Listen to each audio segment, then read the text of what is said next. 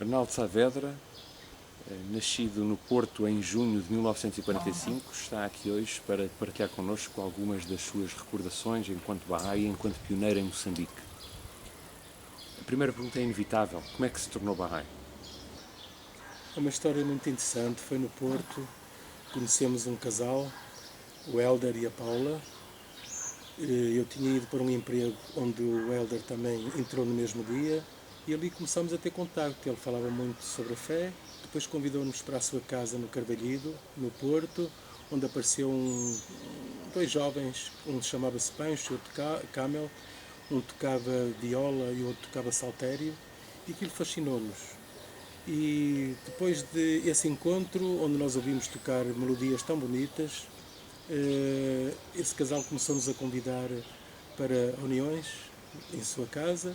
Depois, posteriormente, também perguntaram se podiam ir à nossa casa às quartas-feiras para falar sobre a fé. Nós acedemos, dissemos que sim.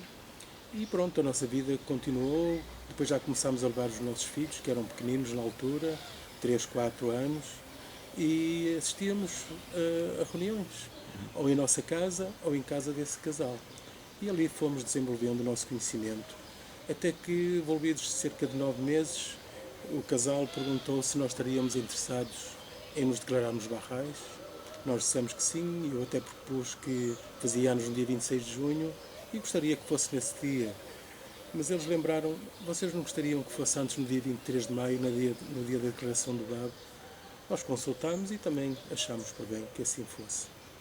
Então, no dia 23 de maio, fomos recebidos para a Assembleia Local do Porto, por pessoas dedicadas à fé, como o Celestino Silva, a Virgínia Silva, sua esposa, o Hélder, a Paula, o casal Freitas, um casal fantástico, nós temos belas recordações, e outros amigos na altura que viviam na comunidade. E ali nós declarámos Bahá'ís.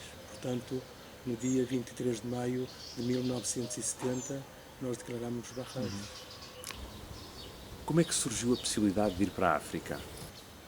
Esta história também é muito interessante para mim e fica sempre gravado no meu coração. Nós éramos Bahá'ís e houve uma escola de inverno em Mira, perto de Coimbra.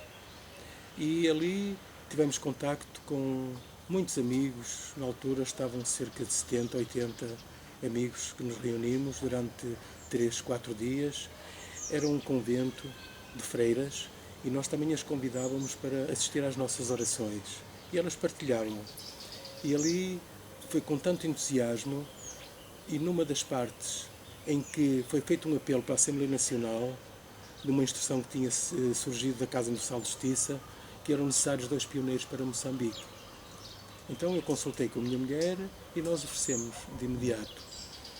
E a história que nos moveu e comoveu foi relacionada com um Bahá'í de África, da Guiné, que se chamava Eduardo Durante Vieira.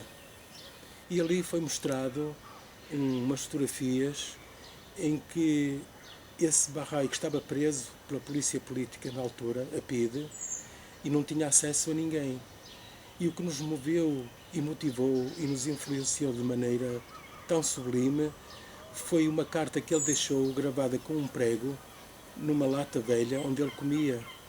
E lá dizia uma carta de despedida para a sua querida mulher e filhos, e tinha mais ou menos isto que eu vou dizer: minha querida esposa, meus queridos filhos, vivam sempre em paz, felicidade, educa os nossos filhos com muito amor pela causa Bahá'í, porque provavelmente eu já não vos vou ver mais amanhã. E assim aconteceu. A polícia política matou. E isso serviu de motor e nós fomos parar a Moçambique. E quando chegou à África, quais é que foram as suas primeiras impressões? A primeira impressão foi o amor que nos foi transmitido pela Charlotte Stirrat, que era membro da Junta Auxiliar na altura, e que nos recebeu no aeroporto. Tinha um livro que se chama A Revelação Bahá'í, e nós andávamos à procura de alguém que nos fosse buscar, e olhámos e vimos aquele livro, Bahá'í. Então começou ali o nosso contacto. E a partir daí foi momentos inesquecíveis. não só com a Charlotte, como com outros amigos da comunidade. Como é que era a comunidade Bahá'í de Moçambique em 1975? Havia uma certa dispersão já na altura, porque a guerra foi muito perturbadora.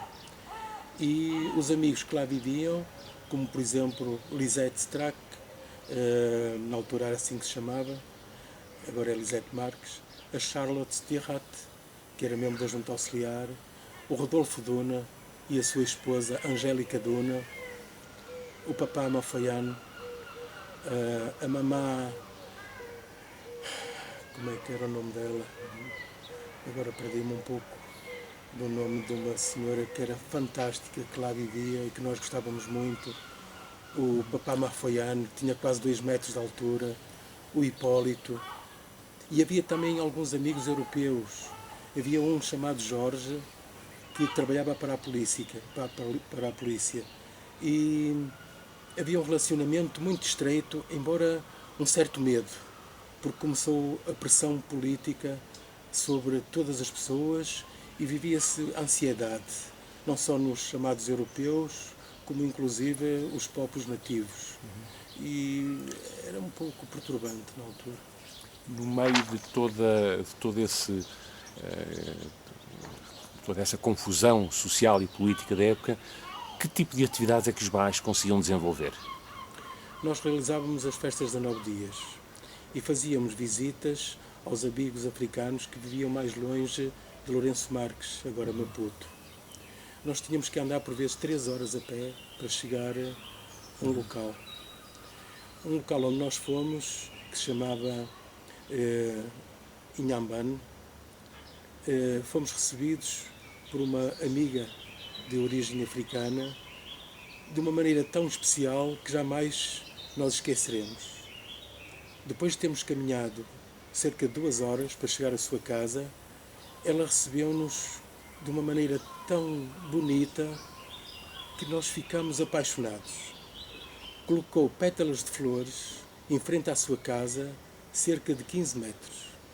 E nós tínhamos que, para ter acesso à sua casa, passar por um corredor onde estavam as pétalas de flores.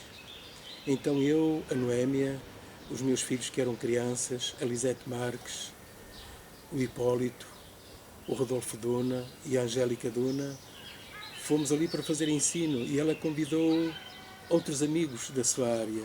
E o que nos mais deslumbrou naquela altura foi realmente esse carinho e esse amor com que nós fomos recebidos. Jamais esqueceremos. Foi muito interessante, realmente.